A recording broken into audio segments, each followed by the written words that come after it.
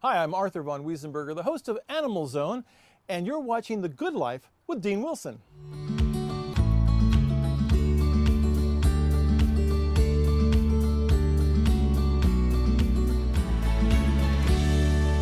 Welcome to Good Life. I'm Dean Wilson. So glad you've joined us from wherever you are around the world. We're so grateful. We see so many of you joining us at goodlifetelevision.org from all around the world, and also on our social media platforms. We love having you. We're here to talk about the good stuff. There's plenty of the other stuff around you can find, but we're here to talk about the good stuff. We're here to honor, inspire, encourage, bless, and so we hope you are enjoying it. We've had some wonderful guests. You can find them all at goodlifetelevision.org. We also break the long-form interviews into what we call power clips, which are some of the great moments from those interviews, so we hope you'll check it out. I have a great guest today. Arthur von Wiesenberger is with me. Welcome. Thank you, Dean. It's great to be here. It is a good life just being right here. It's a good life. We got our mugs. We got, what else do we need? And good weather. And good weather. Yeah. I was reading about you. I mean, I'm not trying to flatter you, but it's probably easier to talk about what you haven't done. You haven't played in the NBA. No. I haven't been in the investment banking business. Right. Well, it's a fascinating life. All around the world, you've had so many different initiatives and impact. What's been your favorite thing you've done, if you could narrow it? Well, besides right now, I think probably working on this TV show that I've been doing called Animal Zone. It's just been a kind of fulfillment in doing things that I love, which has always been the goal. Try and do what you love. Yeah. And they say if you do what you love, money will follow. Well, I'm still doing what I love, but I'm not sure about the money following me yet. But it's still yeah. But it is something that, if you do something you really feel passionate about, time flies. I mean, you get in front of a project like that, and you suddenly realize, wow, it's another year. Where'd that year go? Yeah. And that's always a good sign. Whereas I've worked in some, careers that the time moved real slow. Yeah. And I keep going, gosh, it's still January 4th. Right. So I think the Animal Project was great, but my life has been wonderful. I have no complaints. I've been so fortunate. Yeah. Your dad was an investment banker, had 2 seats on the New York Stock Exchange. Your mom was an actress, I believe. Right. Yeah. She was in Hollywood back in the early days, and played in a number of films and was on stage. And I think that's what attracted my dad to her originally, was that she was very glamorous and a lot of fun. And he was sort of more serious, nuts and bolts, and a very late bachelor. He didn't get married until he was in his 50s. Oh, really? Which back in those days was like, rare. Very rare. Yeah. What did you learn from your parents? Well, I had 2 opposites there, because my mom was liberal, my father was conservative. They were always battling with each other over that. Like, for example, we go to a restaurant, and my dad would sit down and he would figure out the percentage of the tip, actually take out the tax, and was that specific, because he felt that was what was right. My mother, on the other hand, thought that was ridiculous, and so she would reach into pocket and throw another whatever amount of money on there on top of it. Wow. And so he used to call her Lady Bountiful. But be that as it may, it was 2 different ways. She was very socially minded and social causes, and my dad was very much more into political causes. He'd been very close to Dwight Eisenhower, and so I'm kind of schizophrenic because I like both sides. I think actually Eisenhower said the best place to be when you're driving in a Jeep down the road is in the middle of the road, and maybe he was right on that. Right. It's not a bad thought for today. But what I learned from my parents were, to be kind. I think that's number 1. To love what you're doing, to not be critical as much as you can. Because sometimes you're wrong. Right. And to love as much as you can. But you either be your parents, your kids, your friends, and that's kind of been my MO. I want to get into Animal Zone in a second, but you've also done this program. You've done lots of programs. You've done, like I said, lots of things. But you've done this program around the world, and you've traveled a lot. What is it about travel? What is it about that kind of lights your fire? Well, travel became kind of a way of living for me, because my parents moved in the 60s to Europe. My dad had sold his business to Nuveen, and then we just packed up and moved to Italy because he had friends in Italy and loved Rome, and he was going to do a little consulting with the Vatican on economic issues. Yeah. So we lived in Rome. I enjoyed Rome, but quickly my parents realized that living the La Dolce Vita was not probably a good thing for a teenager. So they got me off to a boarding school in Switzerland. Oh, really? And it was a great boarding school called Aiglon College, British school, and their goal was to get you out of just the academic work and get out into nature. So they were a little bit like Outward Bound, where you'd have to go out and go hiking, and you'd spend nights in the snow, camping. Wow. But what you really got from that was that momentary discomforts aren't all that bad, and you can overcome them. And whether it's climbing to the top of a mountain or cozying up next to a cow or two, it was a great experience. And because Switzerland's right in the sort of heart of Europe, you can go anywhere pretty quickly, and we'd have expeditions and trips to different cities. We'd go to the opera in Milan, La Scala, or we might go to a place in churches in Germany. I mean, we really got to see a lot of different sides of Europe. Wow, so you got the bug. That got the bug going, and Yeah. you suddenly realize travel is so enriching. Yeah. And it opens your mind, and it opens you to new experiences, and you kind of get addicted to it. You know, it's like these last couple of, since the pandemic, it's been kind of tough. Right. Because Yeah. I haven't traveled much further than Oxnard. Which is a great place. It's not a bad place, you know. And there's a great restaurant in Oxnard, by the way, called it's called Cabo Grill. It's a wonderful Mexican restaurant on Oxnard Boulevard. And you've written, I know Santa Barbara Magazine, you've done restaurant. What you were kind of on the front end of bottled water, of all things. You wrote books about this. You've covered it for.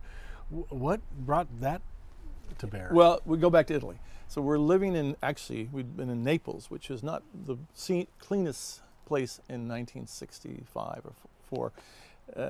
It was very polluted, and unfortunately, I had gotten typhoid in Naples from contaminated water. And you know, you don't think about water until you get sick from it, or you don't have it.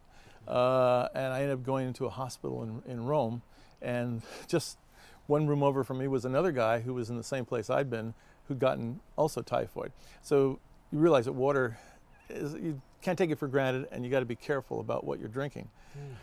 So after that experience, and I survived, although I got down to about 80 pounds, which was the best diet I've ever been on. Right. But you know, you're cooking at 106 degrees most of the time with temperatures, so it's not a great way to go. So once I got out of that, I started drinking bottled water because I didn't trust the tap water in certain cities, having gotten sick from it. And I noticed that there's a lot of different kinds of bottled water. In Europe, and especially in Italy, every little community has their own bottled water that they bottle from a local spring. And you might have 3 or 4. At the time, Italy had over 200 brands of bottled water. Oh my gosh. So it was a very regional business, although there were a few national brands.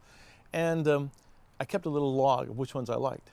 Some were sweeter, some were salty, some were too bubbly, some were flat. And ultimately, I came up with a list of what my favorites were. And that kind of got me thinking, gee, not all waters are created equally. There are differences, and why are there differences? And you sort of sit there and go, well, as I looked into it, there's differences because of the mineralization of the natural springs. You know, when the water comes down from the sky and it goes percolates into the earth, it picks up minerals as it travels underground. And sometimes water can stay underground for hundreds of years, even thousands of years. And then it comes out eventually as a spring. And as it's traveled all those years underwater, it's gotten this kind of profile, if you will, of minerals like sodium, calcium, magnesium, potassium, and also trace elements too. So in a way, it's like a fingerprint. No two waters are identical. And when you taste it, you can taste those differences. Sometimes it's very, very apparent, because in Europe, they love minerals in water. It's kind of the opposite of America. You know, in Europe, they'll go for the spa waters, the waters that are used in different spas like Avion or Vitel or Apollinaris. But in America, we like water for what's not in it. We don't want, generally, we don't want sodium. We don't want chlorine. A lot of people don't want fluoride. So we drink water for what's not in it. In Europe, they drink water for what's in it. Interesting. Yeah. And that's what got me started. So a typhoid episode that took you to 80 pounds ended up becoming A career. a career. Yeah. Well, See, that's amazing. Well, what happened was when I started writing, I didn't know what I was doing. I just knew that I had all this information about water, and I reached out to the bottlers, asking them about why do people buy your water? I mean, some of these water companies, even in America, go back over 100 years, like Mountain Valley from Hot Springs. And they had all this material about why their water is bottled. Anecdotal material, some of it was factual material, but it was all fascinating. And so I kept filling up file cabinets with all this stuff. And as I looked at it all, I went, gee, I was going to write this up as a little article for a magazine that was interested in it, but it's too much for an article. And I went to a guy here in Santa Barbara named Noel Young, who owned Capra Press. Noel was a great publisher. He published Henry Miller books. He published a lot of great writers. And he had just come out with a book about hot tubs, because hot tubs were just beginning to happen in Santa Barbara and in California as a new trend. And so when I came to his office, I said, Noel, I've got this book about water. It's about bottled water. And he scratched his head and said, bottled water? And it just so happened that his doctor told him he has to stop drinking everything else. So he was looking for an alternative beverage. Really? And so water was sort of resonated with him. And then we went downstairs to a restaurant from his office called the Head of the Wolf. And in the restaurant, on the tables, were these little Perrier bottles with flowers in them. I don't know if you remember, you're too young to remember this, but in those days, Perrier was just starting to get going in the States. And they were putting the bottles on tables with little flowers in it to give it personality. Yeah. And he asked the guy, Craig Bigelow, who owned the restaurant, he said, are people actually buying water? And Craig says, I can't believe it, but they are. And he looked at me and he said, next thing they're going to do is buy air. So that's kind of how the book got started. And Wow. the book came out in 1978 called Oasis, The Complete Guide to Bottled Water Yeah. Throughout the World.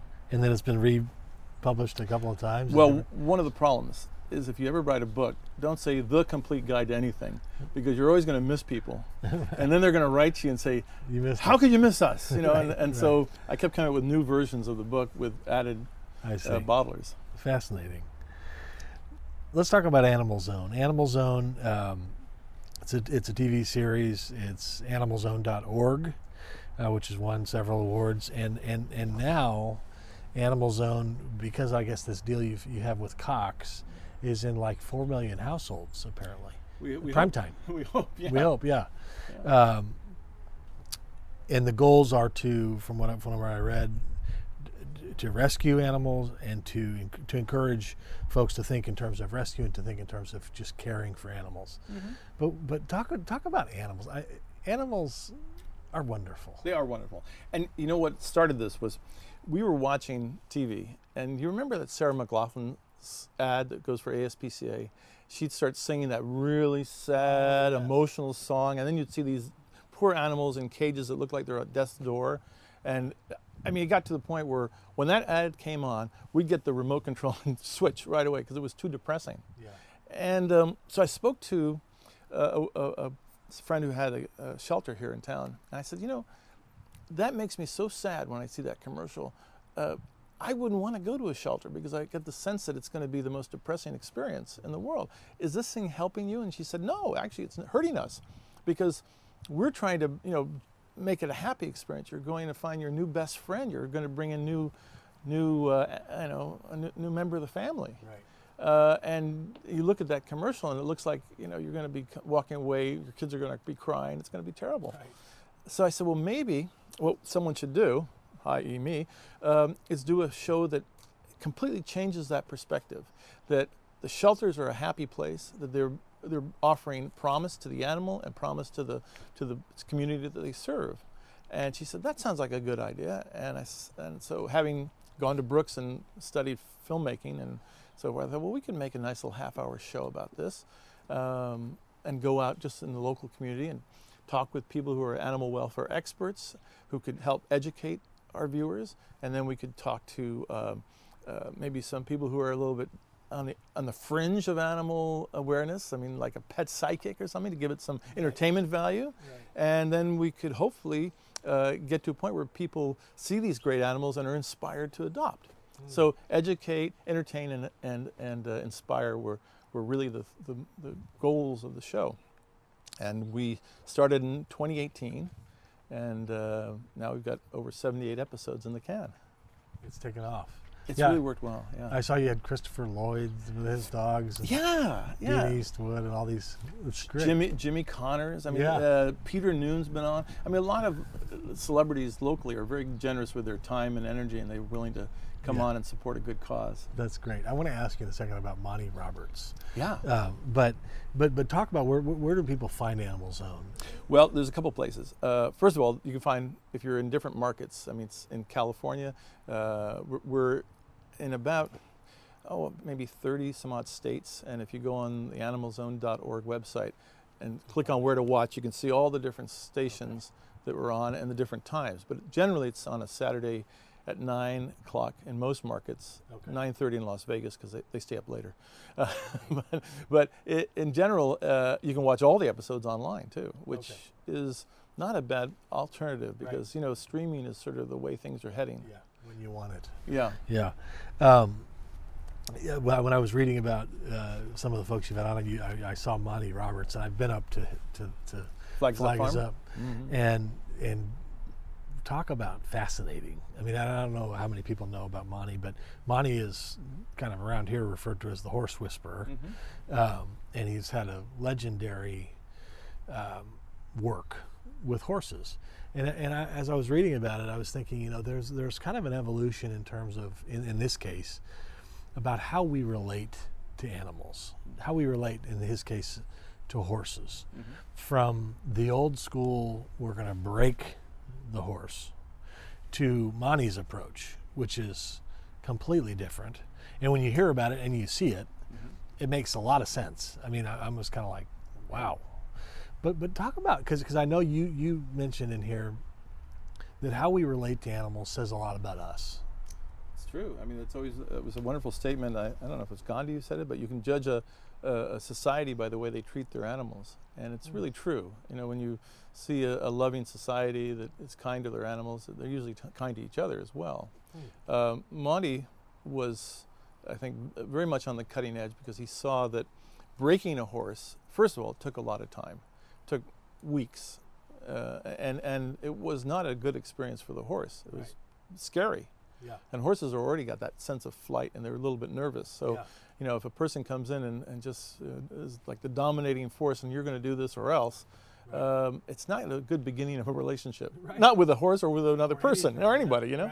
So I liked what he thought, because he said, you know, you can get a horse to trust you by body language and by attitude. I mean, horses can tell so much about us that we don't realize. They know your pulse, which is incredible. So they're very perceptive, and they're very loving animals. I've learned over this course of the show to absolutely adore horses, and I always sort of was a little bit nervous around a horse because they were big animals and they could throw you and other things like that. So Monty would look at the horse, build up a trust with the horse, and he could sometimes within an hour be on top of the horse, riding the horse, because he'd made a pact with that horse that they were friends. And to see it is fantastic. And you know, the Queen of England is a great fan of his, and he has a big picture of her in his room.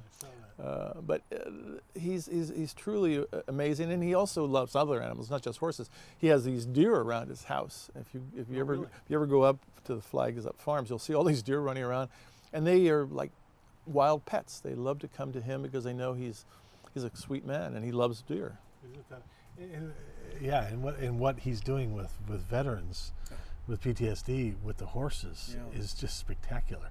Yeah, there's so much therapeutic benefits of interfacing with an animal, and how you can find calmness and peace in your own life. And I think the pandemic was a perfect example of when things kind of got topsy-turvy and everybody didn't know what they were doing, and a lot of people were really lonely. there was an enormous upsurge of adoptions of animals. For a while, organizations like the Santa Barbara Humane here in Santa Barbara and also in Santa Maria had run out of animals to adopt. They were going as far away as Bakersfield and beyond to get dogs out of shelters there, or cats, and bring them to Santa Barbara because there was such a high demand. Wow. And so that maybe was the good thing that came out of this crisis, was a lot of new friends found homes. Yeah, and you practice what you preach. You've adopted, rescued, whatever. What animals do you have, or have you had? All right. Well, I've had animals all my life, and my parents did. But the animals that I've adopted or rescued recently include 3 cats. One of them was born wild up in a ranch that I'm involved in up in the Sequoias, and she's a little tiny kitty. Her name is Electra, and her brothers and sisters were freaked out. They were feral, but for some reason she made that leap from feral to domestic and became very friendly just as a kitten. So I'd see her and pet her and visit with her as much as I could. And then one day I decided, well, you know, this is a scary environment because we've got wild bobcat up here. We've got a lot of bears. We've got a lot of things that coyote could be predators. So I said, you're too domesticated and too great. So I brought her home to here, and she's still got that wild sense a little bit, but that's okay because every morning I get up to brush my teeth, she climbs up onto my neck here and she starts licking my ear while I'm brushing my teeth. Really? And I'm not sure whether she just thinks that's part and parcel with brushing teeth or not, but my ears are really clean, you know. And then, so we got her, and then we were filming Animal Zone down in LA, and we were doing an interview with the people who have an organization called Kitten Rescue LA, and they rescue just kittens. And they have around-the-clock volunteers who bottle feed the baby kittens because kittens need constant feeding every 2 hours. So we were filming, and I was in this one room where all these little kittens were running around, really fun room. And I'm interviewing, kind of like you are, but in reverse, the woman who runs this organization. And this little black kitten climbs up onto my shoulder while I'm talking to her, and he starts licking my ear. I don't know what it's about my ear, but he starts licking my ear. And I look at him, and he is the cutest little black and white cat. And the crew had to stop because his back end was facing the camera, not a very pretty shot. But nonetheless, by the end of that interview, not only did I adopt him, but he had a bonded brother. And so I turned up coming back to Santa Barbara with both of them. So there's 3 cats at home. There's a dog named Mikey who we had adopted when he was only 8 months old. He was a pit bull, but had some real physical issues, and he'd been rescued by Isabella, who has Care for Paws here in town, and he was the greatest dog. And I mean, as animals go, he's like, you know, you end up finding your soulmate, and he was like my soulmate. Unfortunately, he passed last year, and it was devastating, you know. But you know, the good news is we had a great life together. And he was a mascot of the first few episodes, I think 3 seasons with him, 4. And then we had 2 donkeys that were rescued off of BLM land. They were rounding up all the donkeys, and they were putting them into pens, and they were either going to move them somewhere or do other things which I don't want to think about, but they were looking for organizations or people that wanted to adopt them. So we have 2 donkeys, 2 males, 2 jacks, named Watson and Eli. And they're now in their mid-20s. And then we have a mule that lived down the street from us. And the donkeys used to break out of the corral to go down and visit the mule. And then we'd hear from the neighbor, your donkeys are here again. And I go, yeah. He says, why don't you just please take the mule, because they seem to want to be together. And we said, all right. So you adopted a mule. So we have a mule. Her name is Jenny, and she's the boss of the house. And she's amazing. She really looks like a horse on the upper half, and then the lower half looks like, I don't know, donkey meets the Michelin Man. I'm not sure. She's really round. The goodbye part is the tough part, isn't it, with animals? You know, that's the thing about an animal, is you have that animal and you have the best 12, 15, 20 years ever, and then you have that one terrible day. Yeah. And it's the hardest part. Yeah.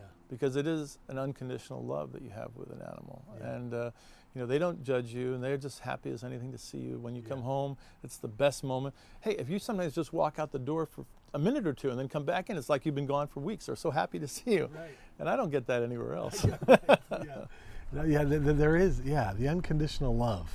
I mean, that, whatever kind of day you're having, that puppy or that, I mean, that's a true thing. So what's the vision? I mean, you're just going to keep growing Animal Zone, keep doing shows, and keep trying to grow the audience and get the message out. Well, what we found is we've got so much. I mean, we've done 78 episodes, and that's pretty much mostly in California, and most of it is in Southern California. So we're hoping in the next few seasons to expand beyond California and shoot in Nevada and Arizona and Oregon. I mean, the story of animal welfare and animal rescue and animal education is just, it's vast. And there's so many groups that are animal lovers, and we kind of want to highlight those nonprofits especially that are dedicated. And a lot of them are just mom and pop type of operations where they love animals and they see a need to look after them for a community. That's beautiful. So that's our hope. At this, so you've started a nightclub, you've been an entrepreneur, you've written, what gets you up in the morning now? I mean, you've done so much, and obviously Animal Zone's probably one thing, but I mean, what is kind of what gets you up in the morning? Oh, what gets me up in the morning are the cats. they jump on the bed. I'm going, whoa, who's that? They don't seem to think that when your eyes are shut, that means you can't play. But no, what gets me up in the morning is continuing with Animal Zone, but you mentioned the nightclubs, and that was one of those great moments in time. Doing something that you don't really, I mean, I didn't even imagine I'd be in the nightclub business. Really? I mean, I was a customer of nightclubs back when I was in my 20s and 30s, but I was never thinking about owning one. In fact, we almost opened in Dallas. We had a location at Travis Walk, and Travis Walk. You remember that area? Yeah. But what we did was open a club, which was just a place we needed some place to go that wasn't a typical bar back in the early 80s in Santa Barbara. I mean, there was mostly just bars, and they were mostly, it wasn't a kind of place you want to dress up and go to, and we wanted a place you could dress up and take a date to and be nice. Yeah. So we thought, well, let's do a wine bar, because wine bars were being popular, and let's put in something that was popular to play in a wine bar, which was a backgammon game, because backgammon was very popular in the 80s, early 80s. But we found out two things. One is that wine wasn't what people really wanted to drink exclusively. They liked champagne more than wine. And so as we kept putting more champagne on the list, we noticed that was what we were selling, and the wine was kind of falling in the background. And the other thing we found out was that if you have backgammon, even though they're not allowed to, people sometimes gamble.